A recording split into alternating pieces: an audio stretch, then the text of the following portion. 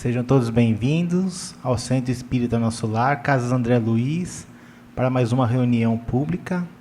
Essa casa que recebe a todos nós de braços abertos, com esse ambiente harmonizado pelos nossos amigos espirituais, né? Esse ambiente de muito amor, de muito carinho. Então vamos aproveitar esse ambiente e fazer uma prece. Aqueles que quiserem fechar os olhos para uma maior concentração, vamos agradecer. Agradecer a Deus, Pai de infinita bondade, por essa oportunidade de estarmos aqui hoje reunidos para aprendermos um pouco mais dos ensinamentos trazidos pelo nosso querido Mestre Jesus sob a luz da doutrina espírita que tanto nos esclarece. E assim, Pai, agradecidos, pedimos permissão para dar início à nossa reunião de hoje. Que assim seja, graças a Deus. E o tema da nossa palestra de hoje será a semana comemorativa dos 71 anos do Centro Espírita Nosso Lar, Casa André Luiz, que é exatamente o dia de hoje. Hoje completa-se 71 anos transformando vidas, né? E quem fará a palestra para nós será o Antônio Carlos. Vamos recebê-lo com muito carinho. Obrigado. Saudações a todos. Que Jesus, nosso irmão maior, e que os amigos espirituais aqui presentes possam nos inspirar nesse momento para que nós possamos trazer de uma forma correta tudo o que aconteceu nessa história dos 71 anos do Centro Espírita Nosso Lar, Casas André Luiz. Hoje, dia 28 de janeiro, nós completamos 71 anos de existência. A casa completa 71 anos de existência. E tudo começou em 28 de janeiro de 1920. Nesse dia nasceu João Castardelli, uma criança sadia, uma criança esperta, e demonstrou durante a sua infância uma inteligência muito desenvolvida, tanto é que aos 12 anos de idade ele já escrevia alguns textos espiritualistas para o centro onde eles frequentavam, o pai deles eram espíritas, né, o pai dele, então ele escrevia já alguns textos espiritualistas com 12 anos de idade, e eles faziam o evangelho no lar, na casa deles, na rua Ezequiel Freire, número 732, aonde ele nasceu ali, né? Então, durante todo esse tempo, eles estudando, ele sempre lia o Evangelho, ele comentava o Evangelho, demonstrava um conhecimento espiritual muito grande. E ele adquiriu uma enfermidade, né? Com um jovem ainda, ele adquiriu uma enfermidade que foi aos poucos minando a sua saúde. Mas mesmo assim, ele continuou fazendo o Evangelho no lar, continuou discorrendo tudo aquilo que ele lia, o que ele entendia do Evangelho, e muitos amigos dele, jovens também da época, começaram a participar desse Evangelho junto com ele, e ele sempre comentava que tinha vontade de criar uma instituição para que pudesse ajudar outras criaturas, pessoas necessitadas, principalmente crianças, né, que ele era muito apegado a crianças, e ajudar as crianças necessitadas. E foi definhando, o corpo dele já não resistia muito, e com 23 anos de idade ele desencarnou no dia 10 de outubro de 1943. Mesmo após o seu desencarne, os amigos continuaram frequentando a sua casa, junto com o pai dele, o senhor José, e a dona Júlia Castardelli, continuaram ali fazendo o estudo, e foi aumentando a frequência das pessoas. Esses amigos foram levando outras pessoas, chegou um momento onde a casa já não comportava mais tantas pessoas que iam ali para fazer o estudo do Evangelho no lar. E o senhor José, uma pessoa, também um espírita muito dedicado, ele ampliou a sala da sua casa e começou ali a fazer o estudo semanal, mas passou a ser como se fosse uma reunião pública como nós temos hoje. Então, com o passar do tempo, além desses jovens, outras pessoas começaram a frequentar ali, e ele teve que construir em cima da sua casa um salão grande para que pudesse ali ele criar o Centro Espírita. Então, a partir do dia 28 de janeiro de 1949, é instituído o Centro Espírita Nosso Lar, 6 anos após o desencarne de João, ali na rua Ezequiel Freire, número 732. E começaram os trabalhos espirituais, e João Castardelli se comunicava nos trabalhos espirituais, através do seu irmão Paulo, que era médium. Ele trazia, sempre trazendo comunicações do mundo espiritual, incentivando aqueles trabalhos, mas sempre dizendo: precisamos também trabalhar, ter um trabalho social, precisamos levar auxílio àquelas pessoas, um lenitivo para aquelas pessoas que sofrem. Então, todas as comunicações ele comentava isso. E eram todos jovens, né, na faixa de 20 e poucos anos de idade. Então, o que eles faziam? Qual era o trabalho social que eles tinham naquela época? Eles auxiliavam as pessoas necessitadas, dando roupas, eles arrecadavam roupas usadas e distribuíam alimentos. Na época do Natal, distribuíam cesta de Natal, onde era a festa maior que eles faziam, mas esse era o trabalho social que aqueles jovens tinham condições de fazer. Em determinado momento, o João se comunicou, falou: precisamos fazer algo maior, precisamos levar lenitivo para aqueles realmente que não têm como sobreviver. E eles ficaram assustados. Como um trabalho maior?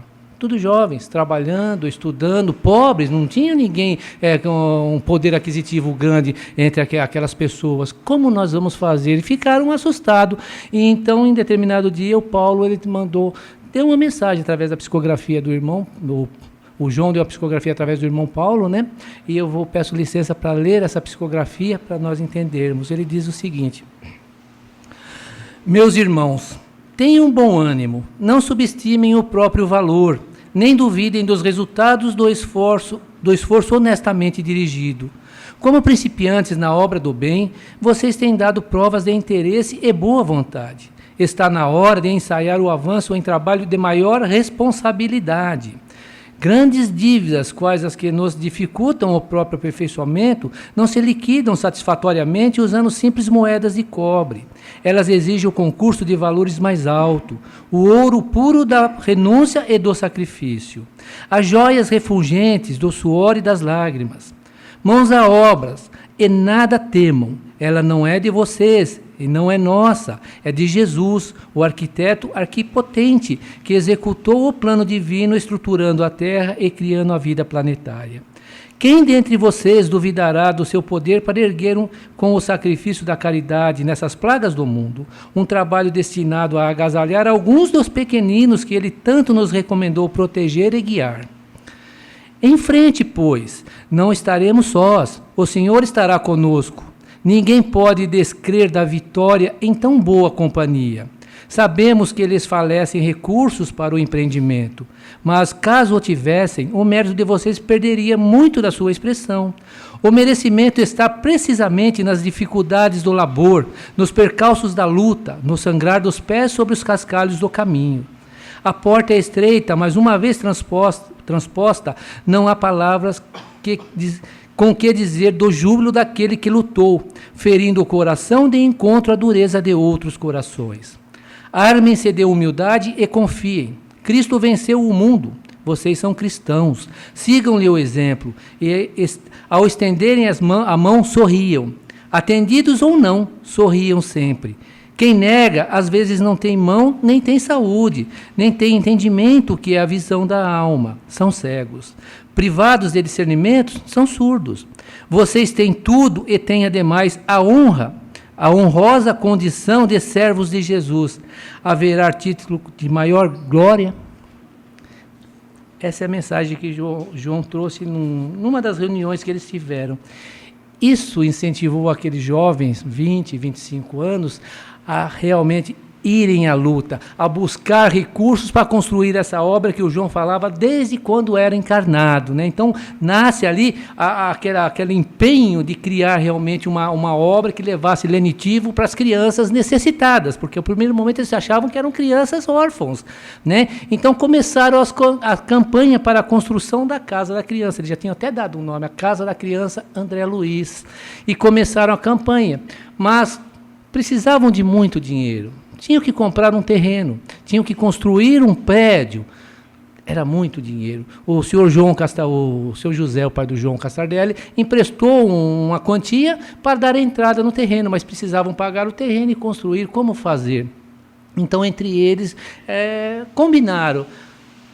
João não falou que é para nós estendermos as mãos? Vamos pedir.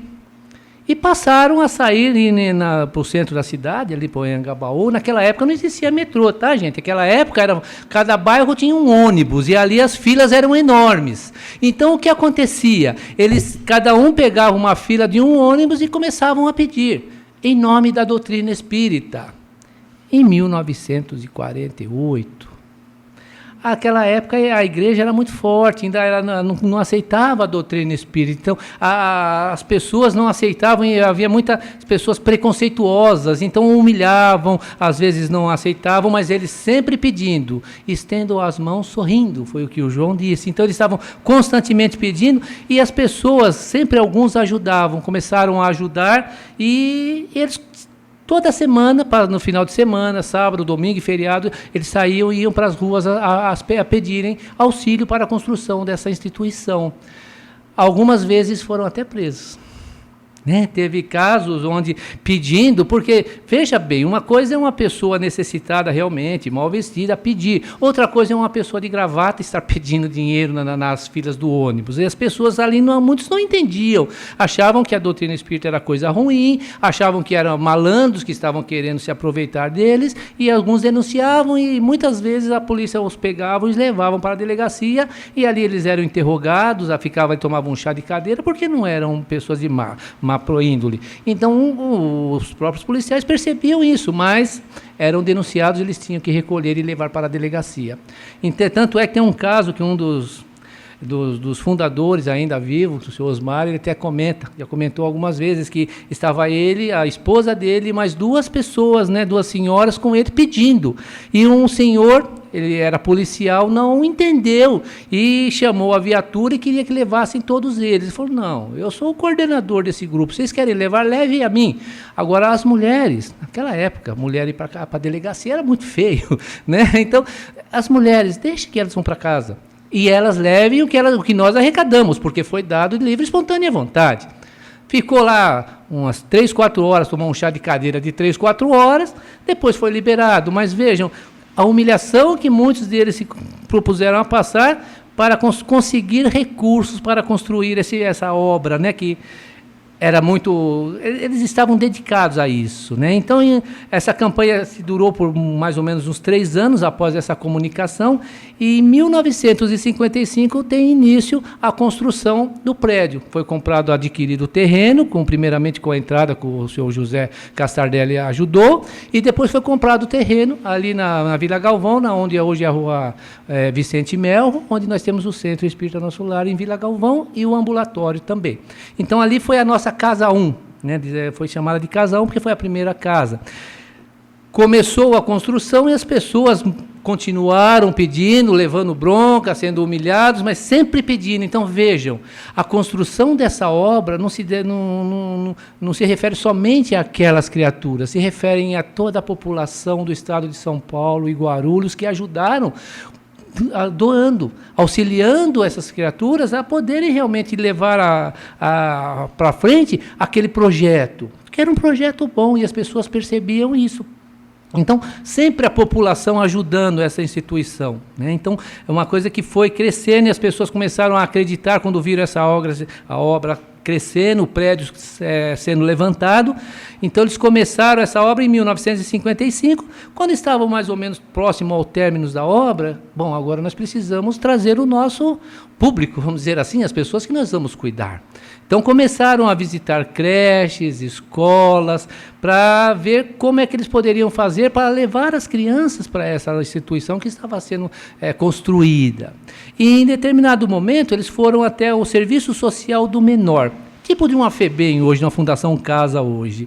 E conversando com o diretor, ali explicaram qual era o projeto de cuidar de crianças, auxiliar as crianças. Então, vendo se ali tinha algumas crianças que eles poderiam encaminhar para casa para que fossem cuidadas por eles.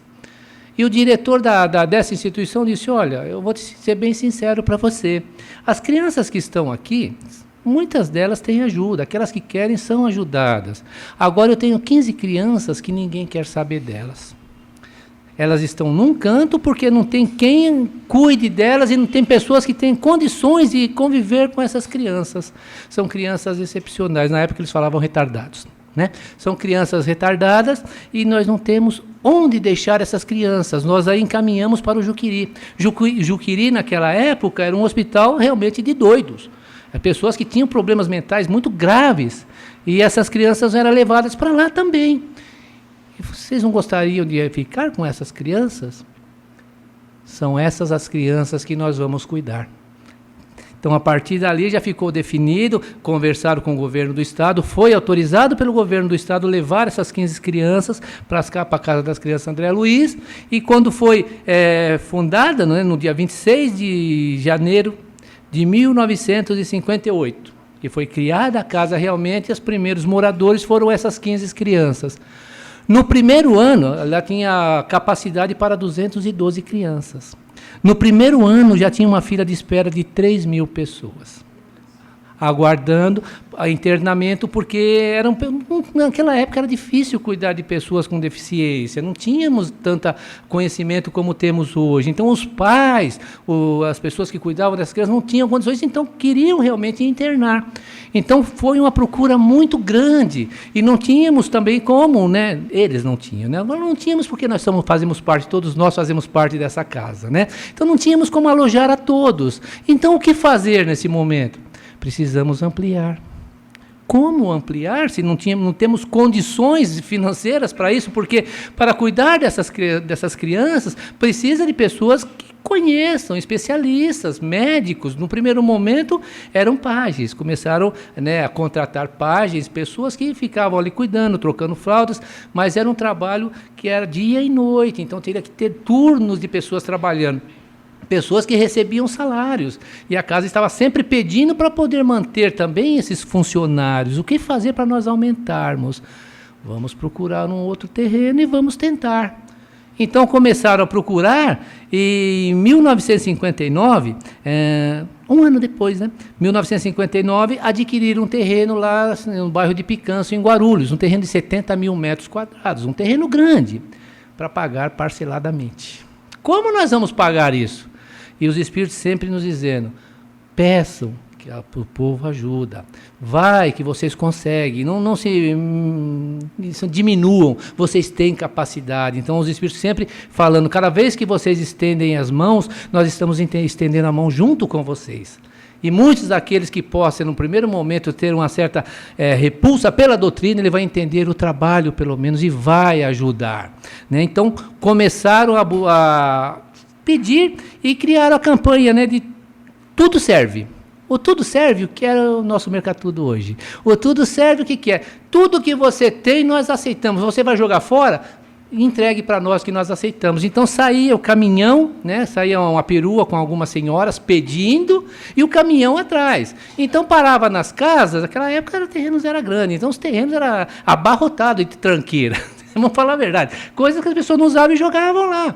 E começaram a doar isso. Muitos doavam para fazer a limpeza do terreno, mas muitos doavam as coisas boas, móveis. E isso foi ajudando, porque aí o que a casa começava a reformar esses móveis, vendia num preço acessível para as pessoas de baixa renda, e ali começaram, né, o que não tinha condições de reformar, vendiam como sucata. Então tudo que aqui entrava, eles transformavam em dinheiro, e foi onde começaram a construção das 4 unidades ali no bairro de Picanço, né? Então foram construídas 4 unidades. A primeira foi em 1962, 3 anos após a compra do terreno, a segunda em 1964, a terceira unidade em 1968 e a quarta unidade e a última em 1974.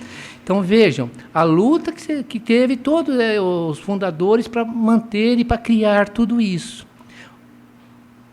Chegamos a abrigar ali 1.600 internos, ou seja, 1.600 residentes, crianças que eram encaminhadas para a internação e que ficavam conosco. Nós cuidávamos dia e noite, e muitos deles, muitas crianças que foram deixadas, os pais deixaram e desapareceram. Outras foram mandadas pelo Estado. Então, os pais não tinham como cuidar, ou abandonavam, o Estado pegava e encaminhavam para nós. Outras, os pais pediam para internar, não tinham condições de cuidar.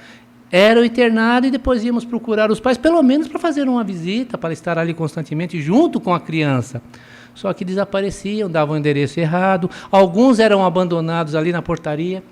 Nós temos um um interno nosso, hoje já é adulto, dá uns 4 metros de altura, mais ou menos, um grandão, fortão, um menino maravilhoso. Você olha assim, dá medo, mas quando você conversa, quando você vê uma criança de 9 anos de idade, né?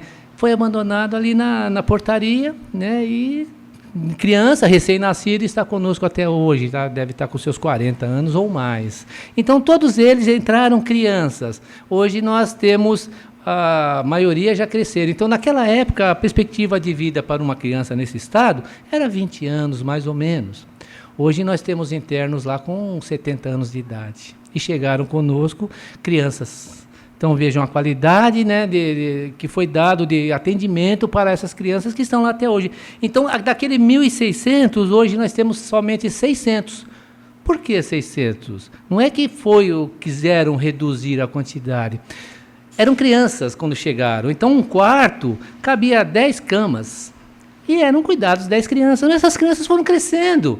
Então, onde cabiam 10 camas de crianças, hoje cabe 5 camas de adulto. Então, foi reduzindo por necessidade e acabou reduzindo a quantidade, mas a qualidade permanece, né? Então, nós hoje temos 600 residentes, mas também temos no ambulatório, atendemos mais de 1.000 crianças que vivem com os pais gratuitamente. A casa não cobra nada. Então, são crianças que recebem toda a assistência médica especializada, dentista especializado, oftalmo, tudo especializado, porque para eles precisam ter especialidade. Não é como você atende uma pessoa normal. Precisa ser especialista, realmente saber, principalmente o dentista. Uma criança normal, uma pessoa normal tem horror de ir ao dentista. Imagine uma criança com deficiência quando ela vai aquele motorzinho fazendo aquele barulho. Então tem que ter um jeito para cuidar delas, né? Então são todos especialistas e são profissionais caros. Não é que eles cobram, porque é uma faixa salarial desses profissionais. E a casa tem que manter tudo isso também, né? Então, mas dá toda a assistência mesmo a nível ambulatorial gratuitamente. Então a casa nunca cobrou nada, ela conta com o auxílio das pessoas que recebem a ajuda da casa e das pessoas que nos ajudam constantemente. Tá? Então temos hoje aproximadamente 2.000 funcionários, mais ou menos, calculando mais ou menos por alto, a despesa hoje é 3 milhões de reais mensais. Então veja, e tudo isso é mantido com a ajuda da população. A única fonte de renda que a casa tem, o que é o Mercatudo, né, que é o Tudo Serve, que a casa, as pessoas ligam, fazem doações, às vezes móveis, às vezes algumas coisas que não tem, muitas vezes fazem doações de coisas que não se aproveita, mas a casa acaba vendendo como sucata e fazendo, de certa forma, fazendo dinheiro daquilo. Tudo isso voltado para a instituição, voltado para as nossas crianças que ainda precisam de muito auxílio. Não só as que estão ali residentes, como também as que moram com os pais. Porque o interesse da casa é que eles convivam com os pais. Porque a doutrina nos mostra, porque nós somos espíritas, e a doutrina nos mostra que nada é por acaso. Se eu receber um ser numa situação dessa como filho, é porque eu tenho uma ligação com esse ser. E no mundo espiritual, eu aceitei recebê-lo como filho. Às vezes eu não tenho condições financeiras, eu posso até buscar ajuda, mas o interesse da instituição é que eles fiquem com os familiares, ou pelo menos que os familiares vá visitá-los e fiquem com eles em alguns momentos da sua semana ou do seu mês. Mas está constantemente, porque isso não é por acaso que está conosco. Então nós estamos sempre agindo de acordo com o que a doutrina espírita nos coloca, né? Em 1991, foi criado esse ambulatório que nós falamos na Vila Galvão. O ambulatório, ele hoje está localizado ali onde é o Centro Espírita Nosso Lar, na Vila Galvão, na Rua Vicente Melro, que é a antiga Casa 1. Por que Casa 1? Porque quando foi construída a Casa de Picanço, passou a ser Casa 2, Casa 1 e Casa 2. Depois que as crianças foram todas transferidas para lá, né? Então ficou a Casa 2, é onde ficam as crianças, os residentes, e a Casa 1 deixou de existir porque passou a ser o Centro Espírita Nosso Lar, onde divulga a doutrina, onde leva, né, o conhecimento doutrinário para as pessoas, e também se criou o ambulatório para ajudar as pessoas, de certa forma, a cuidar dos seus pacientes, dos seus filhos, dos seus parentes que estão nessa situação, né? Como nós já falamos, o ambulatório atende hoje aproximadamente 1.000 crianças, não é 1.000 famílias, 1.000 crianças, né? Isso é o trabalho social que o João Castardelli sempre nos incentivou, sempre mostrou. E também a casa, ela divulga a doutrina espírita. Na divulgação da doutrina espírita, a casa, ela leva muito a sério essa divulgação, né? Então, em 1985, ou seja, 36 anos após a inauguração lá na rua Ezequiel Freire, foi inaugurado a nossa sede ali em Santana, na rua Duarte de Azevedo, número 691. Em 1989, teve a inauguração da sede da Vila Galvão, ou seja, as crianças todas foram para a Casa 2, e ali passou também a funcionar como um centro espírita.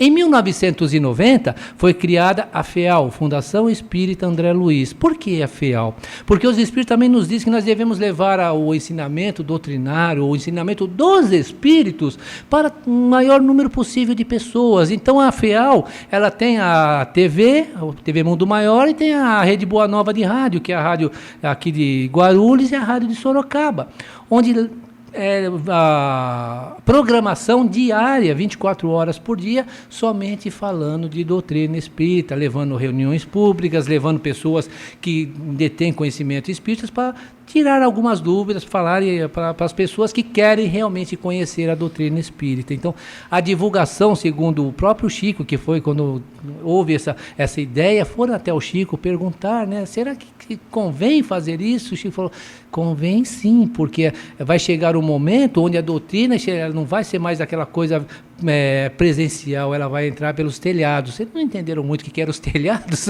Hoje nós entendemos, são as antenas, são as rondas de rádios que estão por aí. Então, o Chico incentivou muito a criar também a Fundação Espírita André Luiz. Então, através da rádio, da TV e de livros que são editados, vai levando conhecimento espírita. Em 1990 também foi inaugurada a unidade de Vila Gustavo, primeiramente ali na rua José Osvaldo, na Rodrigues Alves ali, né?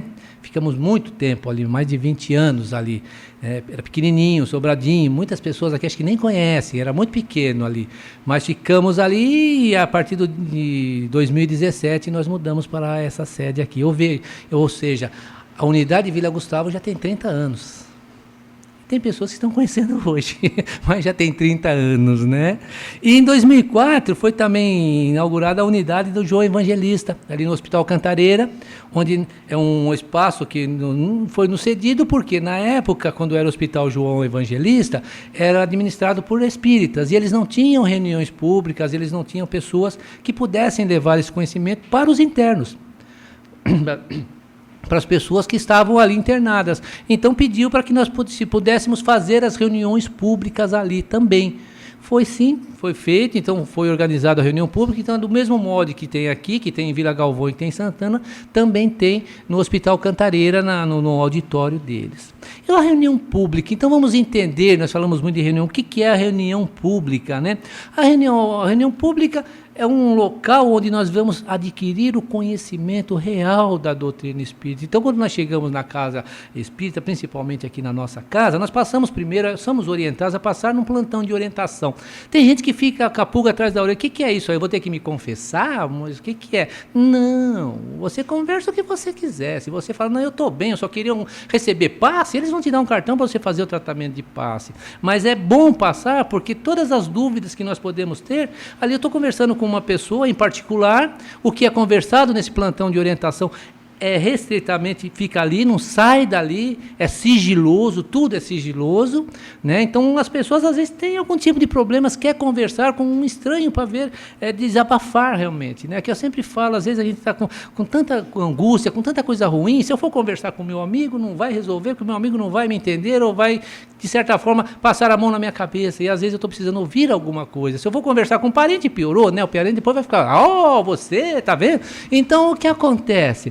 Conversando com uma pessoa que eu não conheço, colocando todos aqueles monstros que estão dentro de mim para fora, essa pessoa vai me orientar embasado na doutrina espírita. Ele não vai dar a opinião dele, olha, eu acho que você deveria fazer assim. Não, vai dizer assim, olha, a doutrina espírita nos coloca dessa forma, e coloca o que a doutrina espírita coloca. E o espiritismo sempre nos mostra o quê? A paciência, a tolerância, a compreensão, buscar trabalhar em nós as nossas dificuldades. O plantão não resolve o nosso problema, mas faz com que nós paremos paramos para pensar um pouco. E nós chegamos à conclusão do que precisamos fazer para mudar. E a reunião pública é um complemento disso. Porque não é uma conversa de 15 minutos, meia hora que vai resolver o meu problema.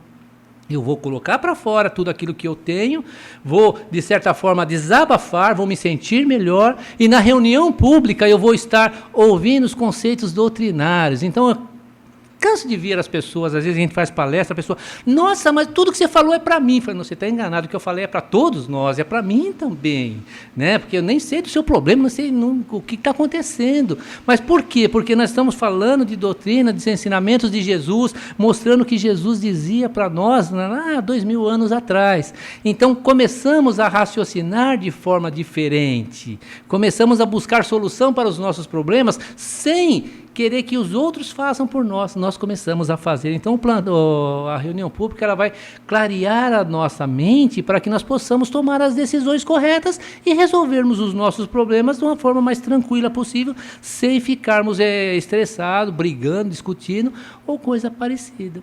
Tem a reunião pública e depois tem o passe. O passe é o complemento de tudo aquilo, do nosso tratamento. Porque a reunião pública, quando nós chegamos na reunião pública, inicia o nosso tratamento.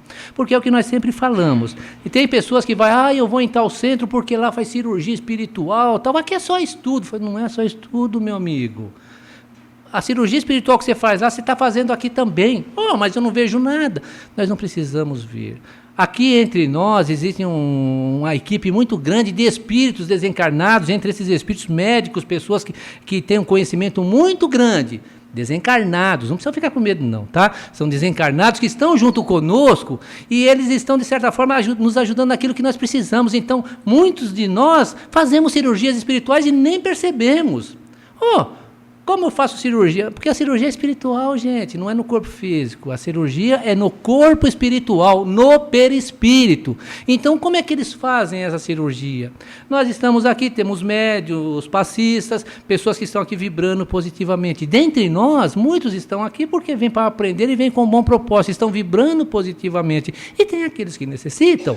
Então, o que acontece? Quando nós estamos bem, nós estamos vibrando positivamente, nós eliminamos ectoplasma. Ectoplasma é um fluido que todo ser humano exala. E quando nós estamos equilibrados, esses fluidos, o plano espiritual age, capta esses fluidos, porque para eles é uma coisa material, tá? É uma substância gelatinosa, para nós é invisível, mas para eles é uma substância gelatinosa e moldável. Eles captam esse ectoplasma e fazem a cirurgia naquele companheiro que às vezes está do meu lado, né? Precisando, ele faz a cirurgia no corpo espiritual. Curando o corpo espiritual, se a pessoa entender o que está aprendendo aqui, colocar em prática o que está aprendendo, ela vai também refletir no corpo físico. A cirurgia está sendo feita. E isso não é dizer é só na casa espírita. Jesus não disse, onde houver 2 ou mais em meu nome, ali eu estarei. Isso é na casa espírita, é na casa evangélica, na igreja católica, onde nós formos com o propósito de recebermos, quando nós queremos, Jesus dizia, ajuda-te que o céu te ajudará, nós estaremos recebendo, porque ali vai ter pessoas de bons propósitos também, ali rezando, querendo o bem de outras pessoas, e a espiritualidade também estará ali. E ali também estará executando a cura. É isso que nós precisamos ter em mente. Quantas pessoas que vão na igreja, eu fiz uma promessa, eu fui lá adquirir a cura. Não, eu fui lá porque eu acreditava naquilo, eu acreditei que eu ia receber a cura. Como Jesus disse, ajuda-te que o céu te ajudará. Se você tiver fé, você falar para essa montanha, passa daqui para lá, ele vai passar. Ou seja, nós vamos tirar os obstáculos à nossa frente. Então, seja onde for, na igreja evangélica, na igreja católica, ou no centro espírita, se nós realmente quisermos, nós vamos encontrar ali espíritos evoluídos, dispostos a nos ajudar, desde que nós mudemos as nossas atitudes para melhor. Mudemos o nosso pensamento. Não adianta eu chegar lá com pensamento negativo e continuar com pensamento negativo, porque não vai resolver. Eu vou estar trazendo para mim todas aquelas coisas ruins de novo. Então eu tenho que entender o que eu estou aprendendo, colocar em prática o que eu estou aprendendo, mudar o meu padrão vibratório e eu estarei mantendo tudo aquilo que eu estarei recebendo, ou seja, no centro espírita, ou seja, na igreja, qual for que eu frequento. Então vejam, a reunião pública nos proporciona isso. Quantos de nós chegamos aqui, às vezes, caidão, aí saímos bem. Puxa, eu estava tão ruim, agora estou bem. Por quê? Porque nós somos envolvidos em vibrações positivas, esses amigos espirituais nos envolveram nas suas vibrações, recebemos o passe, reforçamos essa vibração, porque o passe o que é? O passista, quando ele está aplicando o passe, ele recebe fluidos dos espíritos superiores e transmite esses fluidos espirituais para o assistido, para a pessoa que está recebendo.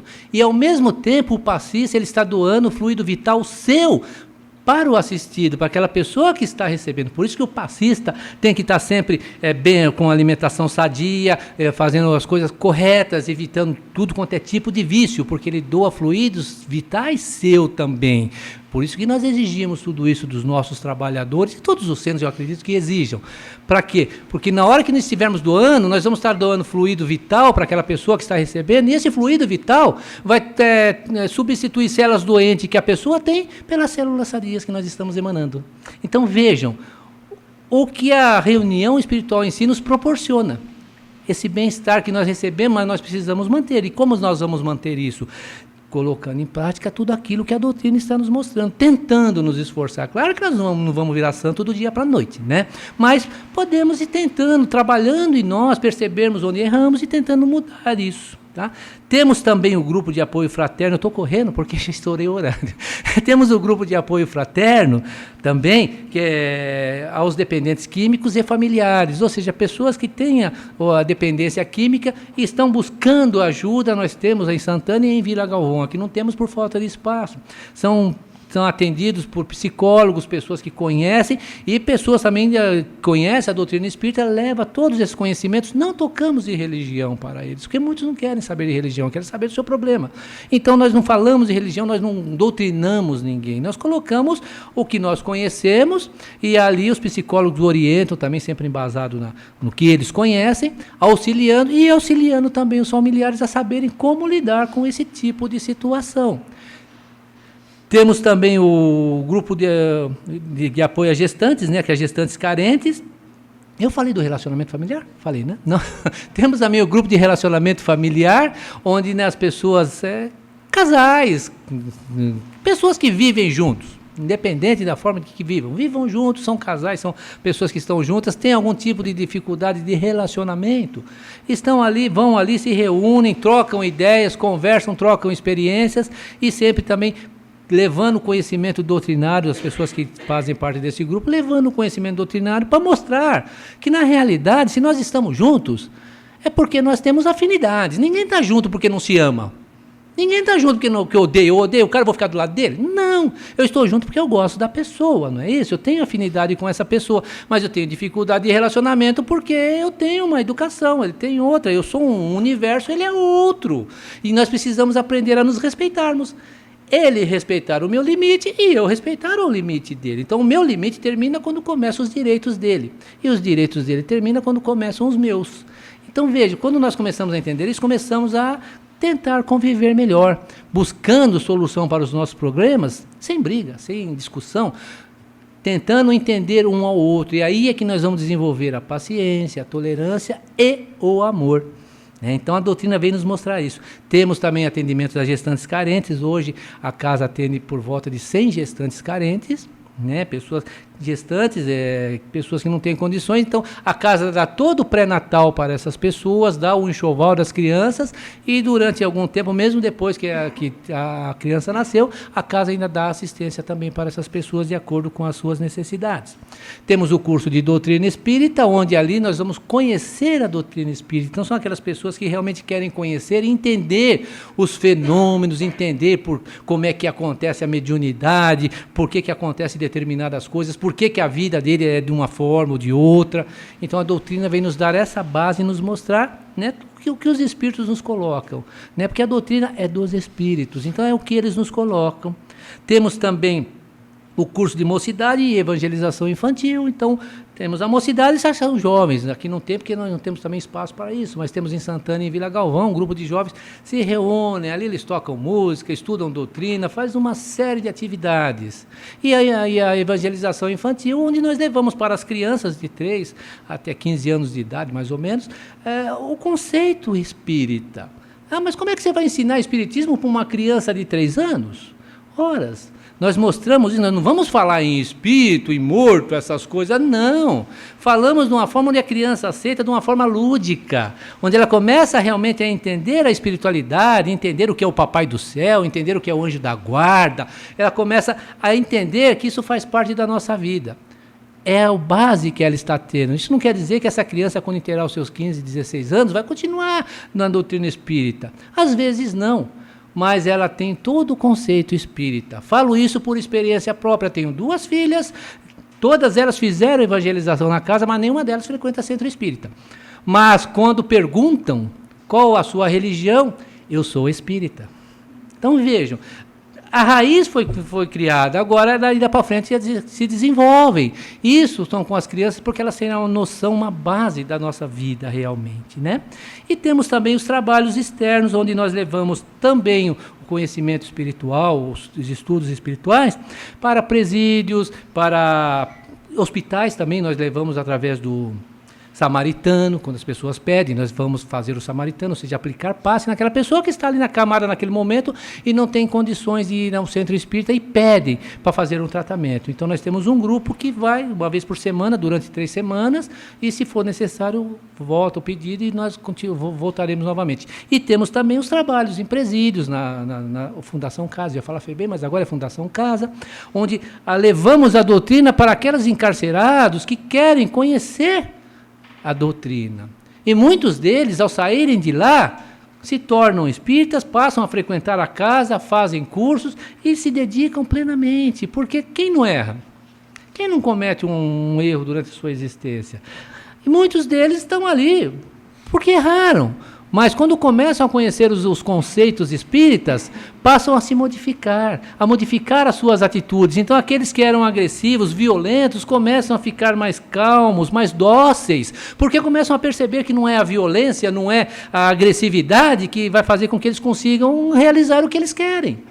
E acabam se modificando.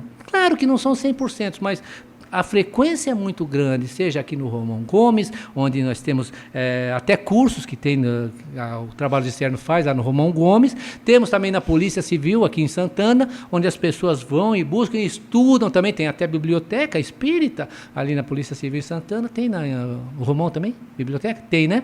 Tem também no Romão Gomes, então são pessoas dedicadas e muitos deles saíram de lá e estão com a gente até hoje, trabalham e são trabalhadores excepcionais, são aqueles que realmente se dedicam, porque muitos falam, eu quero compensar todo o erro que eu fiz lá atrás, e começam a se dedicar em prol ao próximo. Então vejam, é isso o que a casa nos oferece, é que isso há 70 anos, 71 anos atrás, João Castadelli nos dizia, essa obra precisa crescer, precisamos levar um lenitivo para aqueles que sofrem, precisamos mostrar a doutrina espírita para quem não conhece, para perceber o porquê da sua vida, o porquê da sua existência, o porquê do seu sofrimento, o porquê das situações pelas quais estão passando. E mostrar para todos que tudo tem solução. Mostrar para todos nós que tudo se resolverá, que seja qual for a situação que estivermos passando hoje, ela vai passar e vai modificar, né? Então, já há 71 anos trazendo isso para nós. Hoje nós chegamos e encontramos essa casa já pronta, construída. No todo o caso, nossos trabalhadores também. Mas quando paramos para pensar naqueles pioneiros que começaram a pedir, eu paro, às vezes fico pensando, nossa, será que eu teria estrutura para isso? Chegar a pedir dinheiro para a pessoa e a pessoa ainda às vezes me ofender, me humilhar, será que eu ia aguentar? Às vezes eu penso isso, sabe? Mas eles aguentaram. E construíram essa obra. E graças a Deus nós estamos aqui. Obrigado.